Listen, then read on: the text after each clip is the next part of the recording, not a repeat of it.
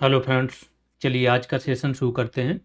आज हम बात करेंगे लोअर पीसीएस एग्जाम के बैच पर भी बात करेंगे, उसके पूरे सिलेबस पर बात करेंगे जो ऑफिशियल सिलेबस दिया गया है। एक एक पॉइंट पर बात होगी। पूरे बैच की स्ट्रेटजी क्या होगी कि कैसे बैच स्टार्ट होगा, कब बैच स्टार्ट होगा, शुरुआत के एक महीने में कौन कौन से सब्जेक्ट टारगेट होंगे, साथ में प्रैक्टिस टेस्ट और करंट अफेयर्स पर कैसे काम होगा। हर एक चीज़ पर हम वन बाय वन करके बात करने जा रहे हैं। सबसे पहले इसके ऑफिशियल सिलेबस को देख लेते हैं।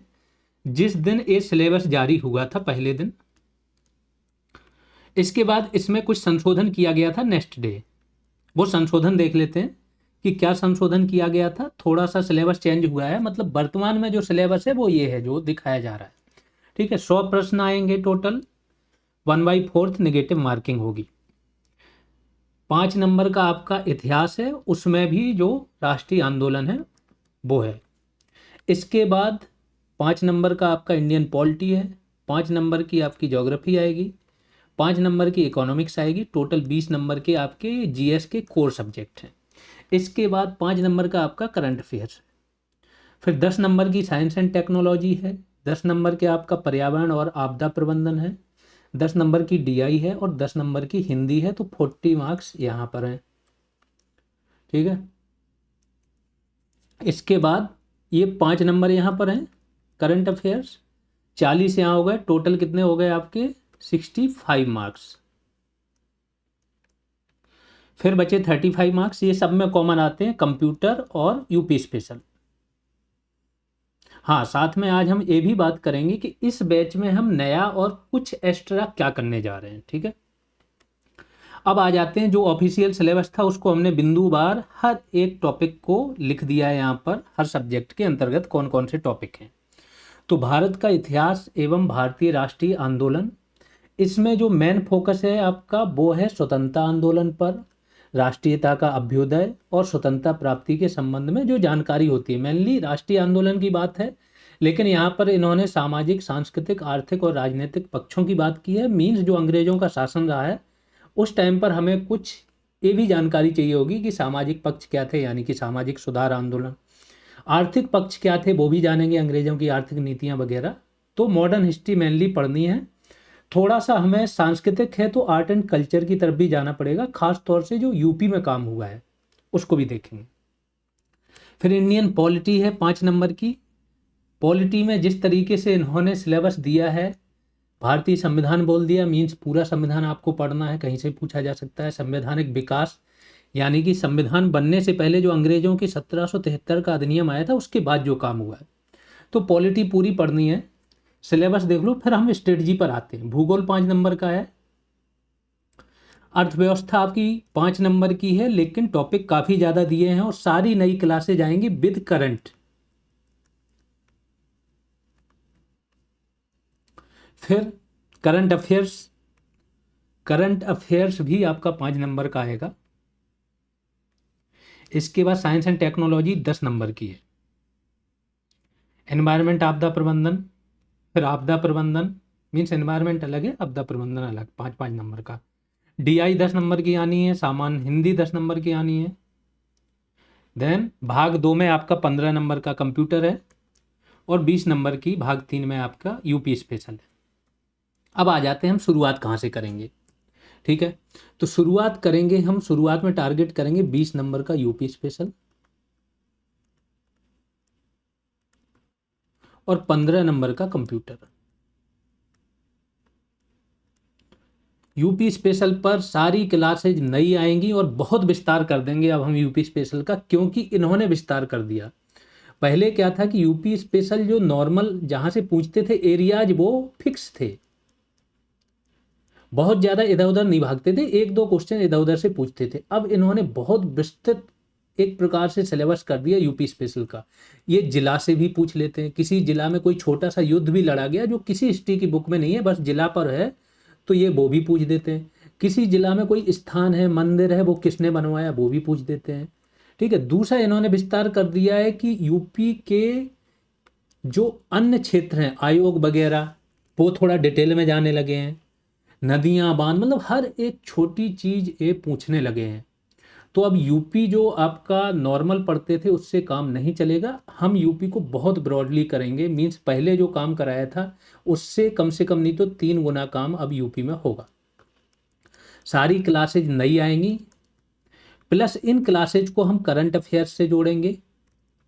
जैसे मैं शुरुआत ही बताए दे रहा हूँ, सपोज करो शुरुआत में आप यूपी का इतिहास पढ़ रहे हो, तो यूपी के इतिहास में जैसे ही स्टार्ट करोगे तो आपका बौद्ध धर्म आ जाएगा।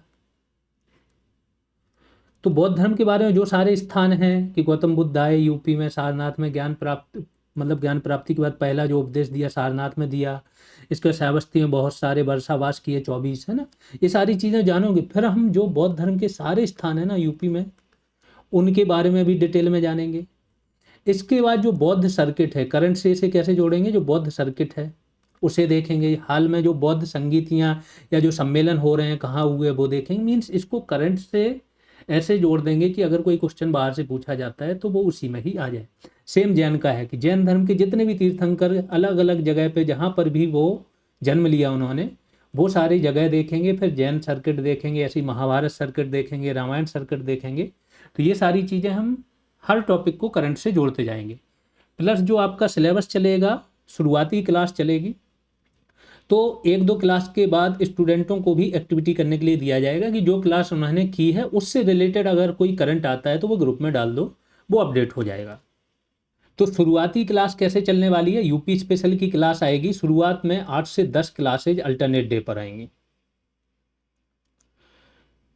तो अल्टरनेट डे पर एक दिन क्लास आएगी और अगले दिन काम होगा कंप्यूटर पर।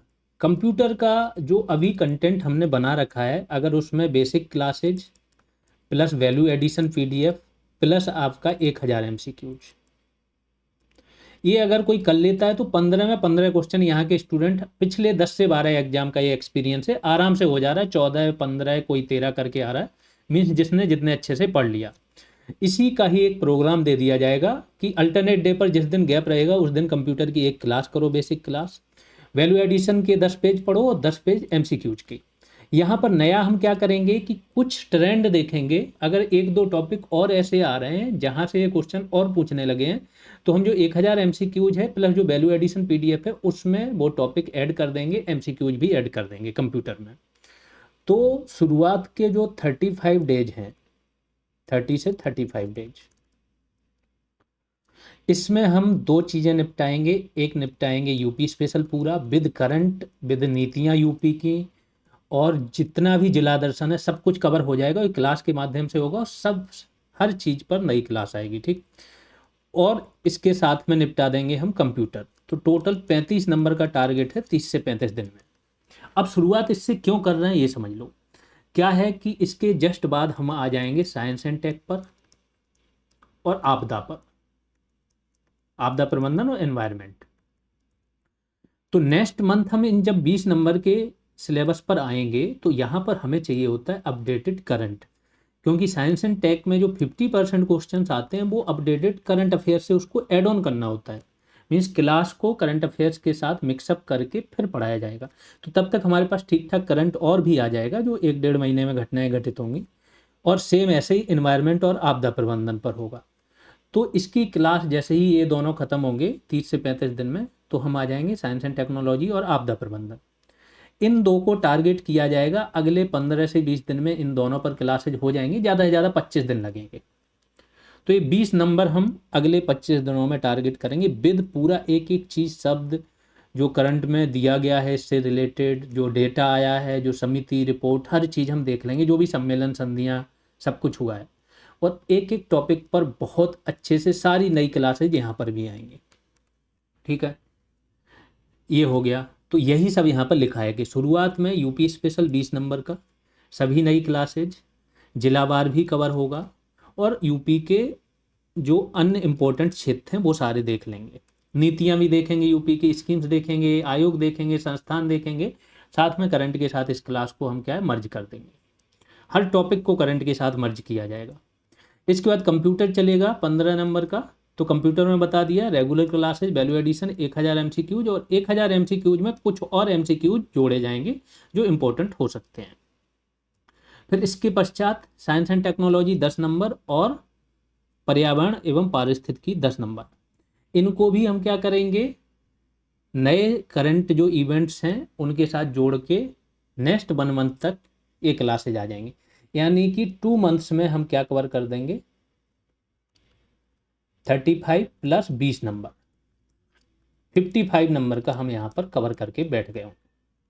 अब जैसे ही ये सारी चीज़ें, 4 चीज़ें कवर हो जाएंगी, फिर हम क्या करेंगे, करंट पर तो अपडेशन चल ही रहा होगा। हर टॉपिक पर जहाँ पर क्लास आ चुकी है उससे रिलेटेड कोई करंट एक तो क्लास में ही आ जाएगा मैक्सिमम, कुछ रह गया तो वो ग्रुप में आ जाएगा। जो भी स्टूडेंट जिसके पास जो डेटा आता है वहाँ से क्विज के माध्यम से आ जाएगा, डेटा के माध्यम से आ जाएगा। तो करंट यहाँ एक तो चल ही रहा है, और फिर साथ में हम पैरेलली भी क्या चलाएंगे, एक डीआई की क्लासेज दे देंगे, 2-4 क्लासेज और डीआई पर देनी होंगी, तो डीआई आपकी बहुत अच्छे से कवर हो जाएगी। और हिंदी पर तो डीआई का एक डीआई सॉल्व करनी है, और हिंदी का एक जो आपका टॉपिक है उसे पढ़ना, एक क्लास दी जाएगी, और उसको आपको एमसीक्यूज एक टॉपिक के करने हैं। ये पैरेलली चलेगा इसके साथ, क्योंकि डीआई मेनली प्रैक्टिस की है। जितनी ज़्यादा प्रैक्टिस हो जाएगी उतने ही अच्छे से ईजिली कम समय में डीआई सॉल्व हो जाएगी। सेम हिंदी का है कि हिंदी में मैक्सिमम क्वेश्चंस क्या होते हैं, रिपीट होके आते हैं।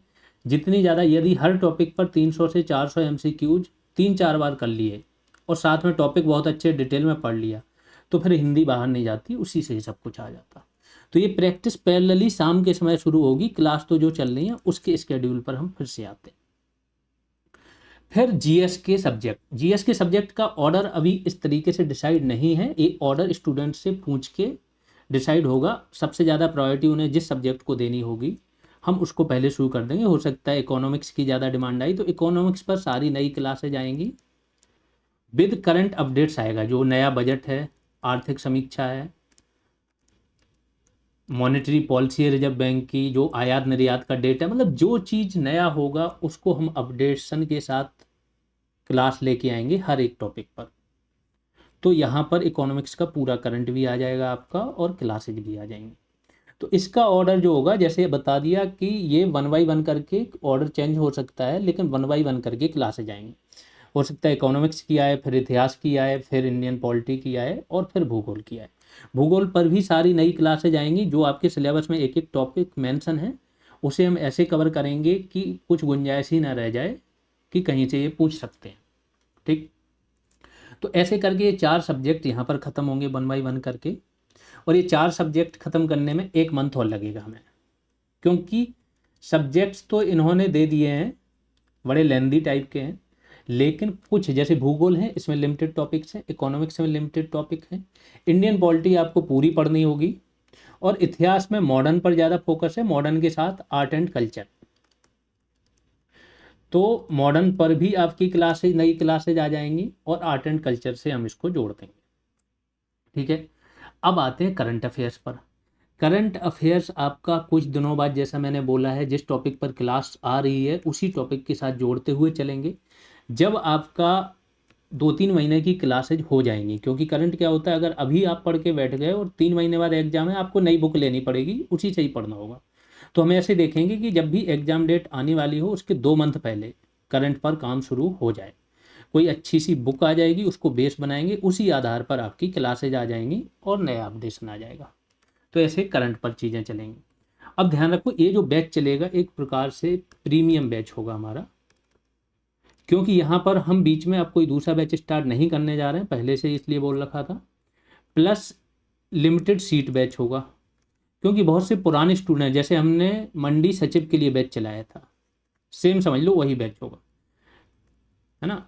लिमिटेड सीट बैच होगा, लिमिटेड स्टूडेंट्स को ही रखा जाएगा, जिससे बहुत ज़्यादा कंपटीशन आप लोगों का भी ना बढ़े, क्योंकि अगर यहाँ सब पढ़ लेते हैं तो कंपटीशन इन्हीं में ही रहता है। ठीक है, और जो आपकी डिजायर्ड पोस्ट है अगर अच्छे से मेहनत कर ली तो बहुत ईजिली मिल जाएगी।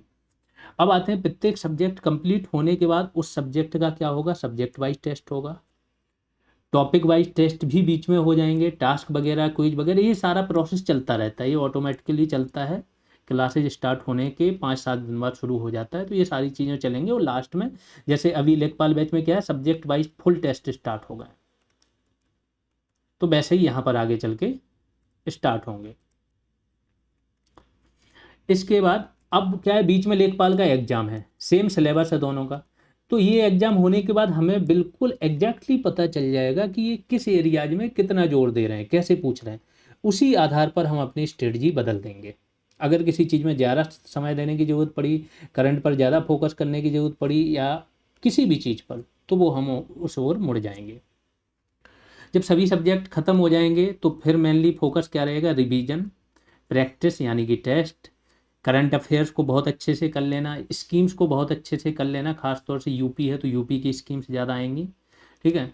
और वैल्यू एडिशन की ज़रूरत पड़ी तो वो। बैच कब स्टार्ट होगा?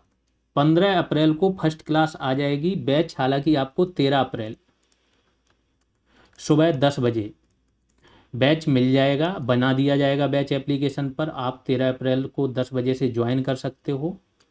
पहली क्लास आ जाएगी 15 अप्रैल को। बैच की फ़ीस क्या रखी जाए? जब हमने स्टूडेंटों से बात की, और पहले ये चीज़ हम कर चुके हैं मंडी वाले बैच में, इसमें क्या होगा कि जो अल्ट्रा सिंसियर स्टूडेंट हैं, जो महत्व दे रहे हैं, वही आएंगे, ज़्यादा भीड़ भी नहीं होगी। क्योंकि हमें भी लिमिटेड बैच चलाना है, लिमिटेड सीट, और एक ही बैच चलाना है, तो फीस इसकी हम ज़्यादा रखेंगे। 1500 रुपये फीस होगी। शुरुआत में डिस्काउंट 300 रुपये का दिया जाएगा, जिससे कि जितने भी ओल्ड स्टूडेंट हैं वो शुरुआत के 5-6 दिन में ज्वाइन कर पाएँ, ठीक है। तो जो इफेक्टिव फीस है वो शुरुआत में आपको 1200 प्लस कुछ टैक्स पड़ेगा, फिर 6-7 दिन बाद वही जो फुल फीस है ये लगेगी। तो ये फीस होगी। जैसा मैंने बताया, लिमिटेड सीट बैच रहेगी। स्टूडेंट की संख्या मीन्स इतनी लिमिटेड रहेगी कि जो सीट संख्या है उससे ज़्यादा तो किसी भी हालत में नहीं जाएगी, उससे कम ही रखेंगे, और भी बहुत कम हो सकती है, वो हम देखेंगे समय के साथ क्या है। नंबर ऑफ वैकेंसीज से कम रहेगी, जैसा मैंने बोला।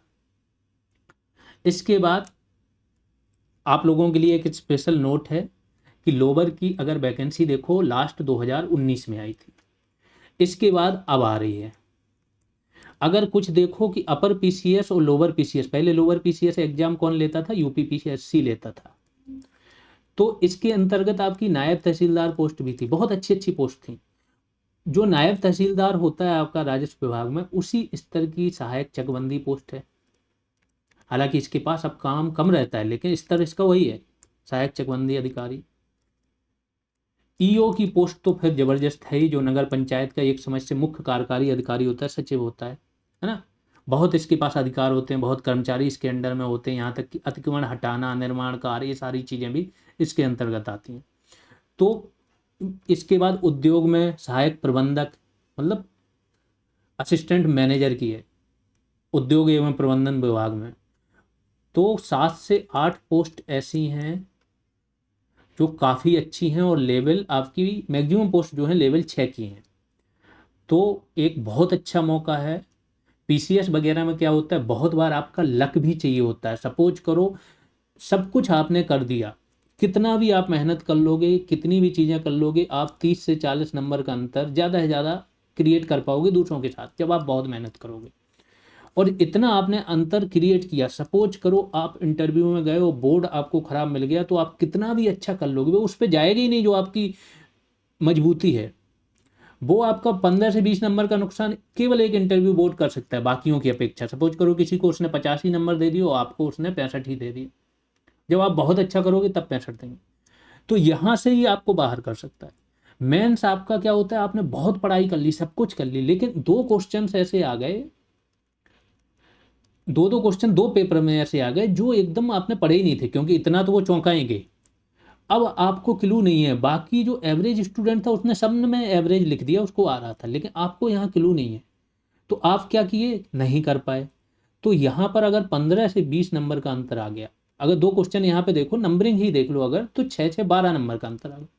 तो 12 करके अगर दो पेपर में ऐसे अंतर आ गया, 24 नंबर यहाँ अंतर आ गया, तो यहाँ पर बाहर होने के बहुत चांसेज रहते हैं। सब्जेक्टिविटी बहुत होती है। अभी देखो वीडियो कि इन्होंने अभी ऐसे आ रहा है कि जो कॉपी चेक हुई है शुरुआत में, बहुत समय लेके, शुरुआत की 40% कॉपी चेक करने में 5 से 6 महीने लिए इन्होंने, और लास्ट की 60% जब इन पर दबाव आ गया यूपीपीएससी वालों पर, तो इन्होंने सिर्फ 1 मंथ में चेक कर दी।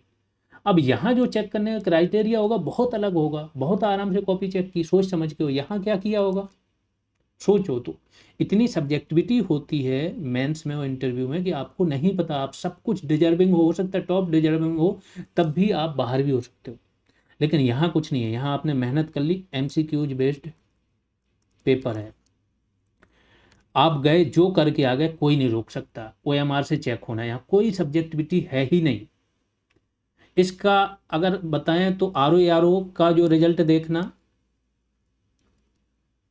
और UPPSC का रिजल्ट देखना है, UPPCS का टॉप पोस्ट देख लेना SDM में और DSP में, और यहाँ देख लेना जो मूलभूत अंतर आप लोगों को लगे दोनों की ना, फाइनल वो उठा लेना PDF जो फाइनल रिजल्ट, मूलभूत अंतर वहाँ पे क्या दिख रहा है ना मुझे बताना, तब आपको पता चलेगा सब्जेक्टिविटी कितना अंतर क्रिएट कर देती है ना। तो इससे बेस्ट मौका नहीं हो सकता है लोअर PCS का, अच्छे अधिकारी बन सकते हो। इनका प्रमोशन कुछ जैसे एक जिला प्रतिरक्षण सहायक जिला प्रतिरक्षण अधिकारी है, सीधा उसका अगला प्रमोशन जिला प्रतिरक्षण अधिकारी का होना, मतलब जिला लेवल का अधिकारी। तो ऐसी पोस्ट है, अच्छे से मेहनत करो, सब कुछ भूल जाओ, क्योंकि आप किसके लिए फाइट कर रहे हो। अगर टॉप पोस्ट आपको चाहिए तो 400-500 में आपको रैंक चाहिए। तो अगर आप लगे हुए हो वही नॉर्मल चीज़ें कर रहे हो, नॉर्मल बातें, नॉर्मल सोशल मीडिया, और खुश हो जा रहे हो 4 क्वेश्चन आ जा रहे हैं ना, दैट मीन्स आप सीरियस ही नहीं हो, है ना। आप फाइट ही नहीं करना चाह रहे हो उस लेवल पर। कुछ सीखना है तो मंडी वालों से सीखना, मंडी सचिव वालों को देखना कितना ईजिली उनके नंबर्स इतने अच्छे आए हैं कि उनका रिजल्ट आने वाला है। कुछ ही हो सकता है आज आ जाए, हो सकता है 2-4-6 दिन बाद आए, तो फिर देखना उनका कितना सिलेक्शन हुआ, है ना। वो बहुत अच्छी पोस्ट भी उनकी मंडी वालों की। तो बस पढ़ाई कर लो, 3-4 महीने का पूरा काम है। अगर 4 महीने 5 महीने जब भी आपका एग्ज़ाम हो, इतने में मेहनत कर दी, एक अच्छा लेवल आ गया तो बहुत आसानी से एक अधिकारी बन जाओगे अच्छे लेवल के। बैच कैसे ज्वाइन करना है, तो GS रेवोल्यूशन एप्लीकेशन डाउनलोड करके रखिए, प्ले स्टोर पर GS रेवोल्यूशन सर्च करेंगे मिल जाएगा, वहीं से आपको लॉगिन कर लेना है और फिर वेट करना है। जैसा मैंने बोला 13 अप्रैल को सुबह बैच पड़ जाएगा तो आपको दिखने लगेगा, वहीं से परचेज कर सकते हो। कोई प्रॉब्लम आ रही तो इस नंबर पर व्हाट्सएप कर सकते हो। बाकी शेयर ज़रूर करें, जिससे भी लोअर PCS की तैयारी करनी उसके साथ ज़रूर शेयर करें, उसे बताएं। अभी के लिए इतना ही, धन्यवाद।